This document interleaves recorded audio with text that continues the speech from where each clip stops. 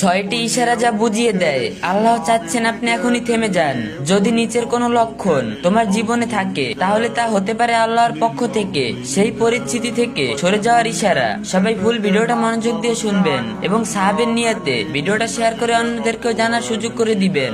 এক, সবসময় অস্বস্তি লাগা। যদি কোনো জায়গায় বা অবস্থায় সবসময় দুশ্চিন্তা, অশান্তি বা অস্বাভাবিক অনুভব করো, তবে এটা শুধু মানসিক চাপ নয়, এটা হতে পারে আল্লাহর পক্ষ থেকে একটা সংকেত যে এই জায়গা থেকে তোমার জন্য ঠিক নয়। শান্তি যেখানে থাকে সেখানেই যাও। দুই, সব দরজা বন্ধ হয়ে যাওয়া, বারবার বাধা, প্রত্যাখ্যান বা ব্যর্থতার সম্মুখীন হলে এটা নিশ্চক দুর্ভাগ্য নয়, হতে পারে আল্লাহ তোমাকে এমন কিছু থেকে রক্ষা করছেন যা তুমি দেখতে পাচ্ছ না। জোর করে এগোনোর চেষ্টা না করে আল্লাহর উপর ভরসা রাখো, তিনি হয়তো তোমার জন্য ভালো কিছু রেখেছেন। তিন, ইমান দুর্বল হয়ে যাওয়া। যদি কোনো মানুষ বা পরিবেশে তোমাকে ভুলিয়ে দেয়, আল্লাহকে ভুলিয়ে দেয়, তবে সেটা স্পষ্ট সংকেত যে তোমার সরে যাওয়া উচিত। ইমান ধরে রাখা সবচেয়ে গুরুত্বপূর্ণ।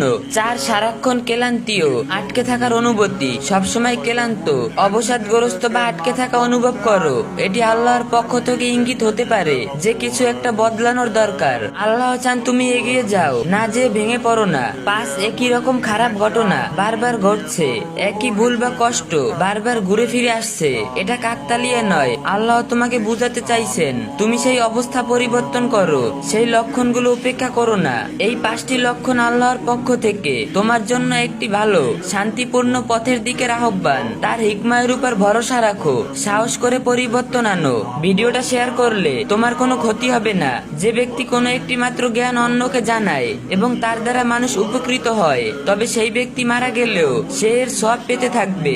ইসলামের যে কোনো বিষয় সুন্দরভাবে জানতে বুঝতে এবং মহাজরুরি মাসালাগুলো সহজে পেতে এই আইডিটি ফলো দিয়ে রাখুন। আর যে যা পারেন একটু বেশি বেশি কপি লিঙ্ক কইরা দিয়েন।